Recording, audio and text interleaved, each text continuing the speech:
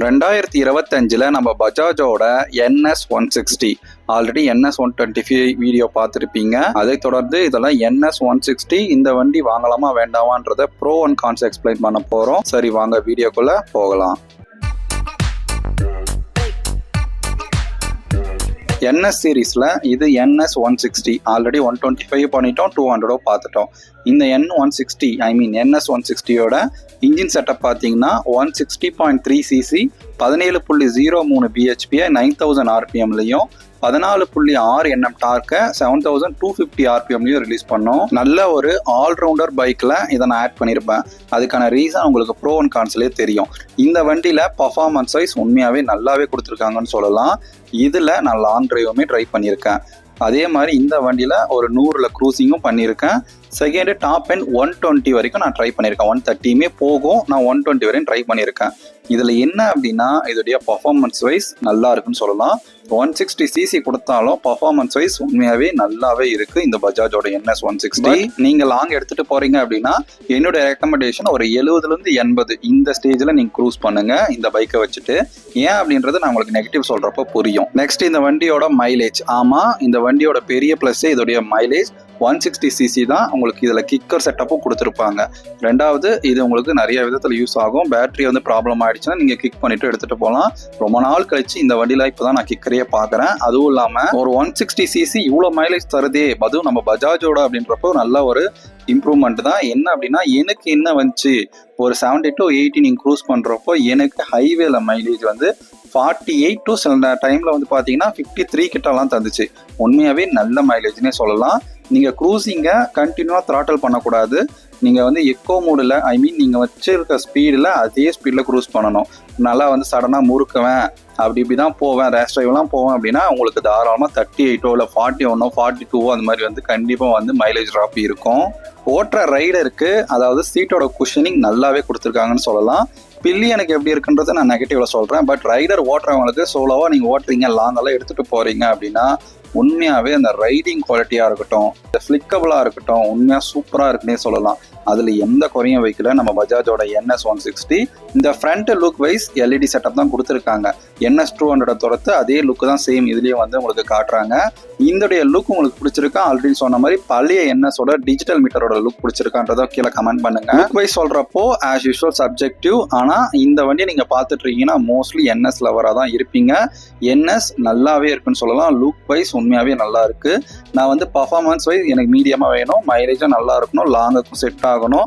நான் வந்து பில்லியன் பெருசா நான் யோசிக்க மாட்டேன், எப்பயாச்சும் தான் இட்டுன்னு போவேன், நான் வந்து சோலோவா தான் போவேன் அப்படின்னா கண்டிப்பா இந்த வண்டி உங்களுக்கு சூட் ஆகும். உண்மையாவே நல்லாவே கொடுத்துருக்காங்க. அதோடைய குவாலிட்டியா இருக்கட்டும் எல்லாமே நல்லாவே இருக்குன்னு சொல்லலாம். இந்த வண்டியில பாத்தீங்க அப்படின்னா உங்களுக்கு 152 கிலோ தான் கொடுத்துருக்காங்க. சீட் ஹைட் பாத்தீங்கன்னா 805 mm. ஸோ அதுல சொன்ன மாதிரியே ஷார்ட் ரைடரா இருந்தா மஸ்ட் டெஸ்ட் ட்ரைவ் பண்ணி பாருங்க. ஏன்னா உங்களுக்கு கொஞ்சம் வந்து ஹைட்டா இருக்கிற மாதிரி இருக்கும் இந்த வண்டி. ஸோ மஸ்ட் டெஸ்ட் ட்ரைவ் பண்ணி பார்த்துட்டு எடுங்க. டால் ரைடரா இருந்தா கண்டிப்பா நீங்க ஓட்டலாம். அதே மாதிரி கிரவுண்ட் கிளியரன்ஸும் உங்களுக்கு 170 mm கொடுத்துருக்காங்க.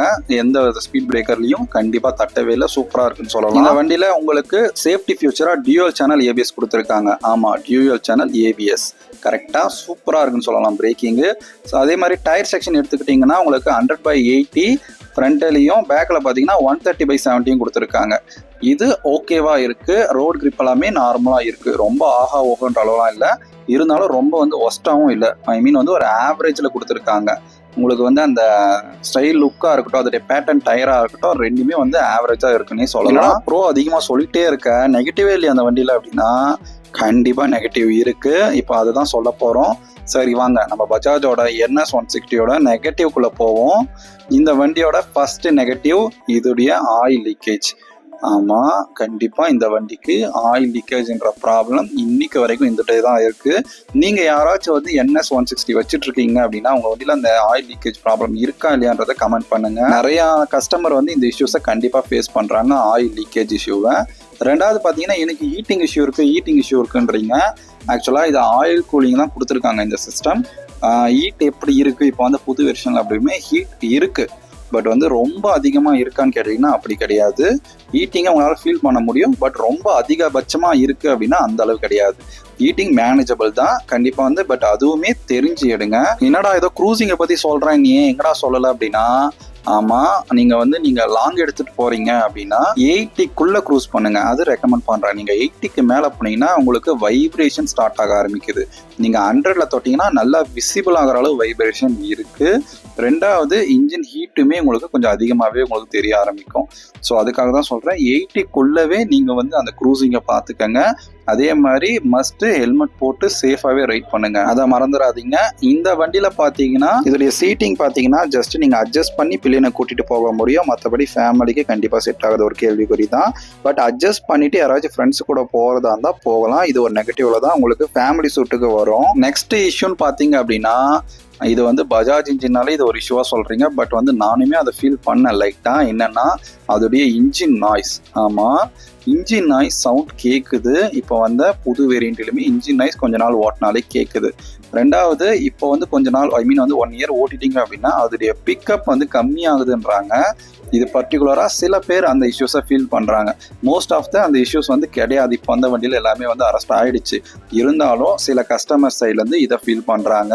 உங்கள் வண்டியில் மறக்காமல் இந்த இஷ்யூ இருக்கா இல்லையான்றதை கமெண்ட் பண்ணுங்கள். நிறைய பேருக்கு அது யூஸ்ஃபுல்லாக இருக்கும். அதே மாதிரி இப்போ இருக்கிற மோஸ்ட் ஆஃப் த கஸ்டமர்ஸ் இந்த இஷ்யூஸை ஃபீல் பண்ணாங்க. அது என்ன அப்படின்னா, நீங்கள் இன்கேஸ் பெட்ரோல் டேங்கில் ஃபியூவில் E20 சப்போர்ட் தான். இதில் நீங்கள் ஃபியூலை ஃபில் பண்ணுறப்போ ஃபுல்லாக பண்ணுறப்போ வண்டி ஸ்டார்ட் ஆக மாட்டேங்குது, வண்டிக்கு ஸ்டார்டிங் பிரச்சனை ஆகுதுன்னு சொல்லிட்டு நிறைய பேர் ஃபீல் பண்ணாங்க இந்த இஷ்யூஸை. ஆக்சுவலாக இவங்க வண்டியில் இருக்கா இல்லையான்னு சொல்லுங்கள். ஏன்னா இன்னும் சில பேருக்கு எனக்கு எந்த இஷ்யூ இல்லையா, நான் நல்லா தானே இருக்கேன் அப்படின்ற மாதிரி சொல்கிறாங்க. இது சர்வீஸ் சென்டரில் எடுத்துகிட்டு போயிட்டு அது இமீடியட்டாக சரி பண்ணி கொடுத்துட்டாங்க. இருந்தாலும் இந்த இஷ்யூ உங்கள் வண்டியில் இருக்கா இல்லையான்றதை மஸ்ட்டு கமெண்ட் பண்ணுங்கள். அப்போ தான் நிறைய பேருக்கு அது தெரிய வரும். மெயினாக இருக்கிற ஒரு இஷ்யூ என்னடா அப்படின்னா சர்வீஸ் இஷ்யூ. நான் நான் அடிப்பட்ட அந்த எக்ஸ்பீரியன்ஸில் நான் டிவிஎஸ் தான் நல்லா இல்லை போலகுது, டிவிஎஸ் சர்வீஸில் தான் அந்தளவு சப்போர்ட் இல்லைன்னு நினச்சேன். ஆனால் சொல்லப்போனால் மோஸ்ட் ஆஃப் த சர்வீஸ் சென்டரில் நான் ரொம்பவே நல்லா பார்க்குறாங்களே அப்படின்னு சொன்னது BMW. ஆக்சுவலாக அது உண்மையாக நல்லா பார்க்குறாங்க. பட் அதுக்கேற்ற எக்ஸ்பென்சஸ் ஆகும்.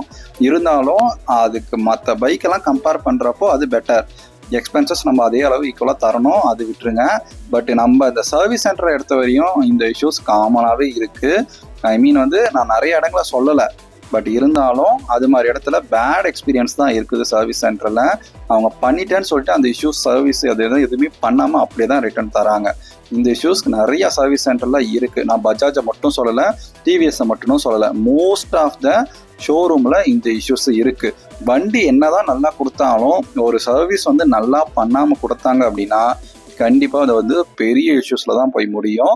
ஸோ அது மட்டும் நல்லா பண்ணாங்கன்னா கண்டிப்பாக ஒரு பெரிய ப்ளஸ் பாயிண்ட்டாக இருக்கும். சரி, ஃபைனலாக இந்த வண்டியை வாங்கலாமா வேண்டாமான்னு கேட்குறீங்க அப்படின்னா உண்மையாகவே நல்லா தான் கொடுத்துருக்காங்க. ஃபியூச்சர்ஸு எல்லாமே நல்லா தான் இருக்குது. ப்ரோ அண்ட் கான்ஸை கிளியராக பார்த்துட்டு எடுங்க. என்னுடைய சஜஷன் கண்டிப்பாக நீங்கள் எடுக்கலாம். வேறு ஏதாச்சும் டவுட் இருக்குது அப்படின்னா மறக்காமல் கமெண்ட் பண்ணுங்கள். Anyways, thanks for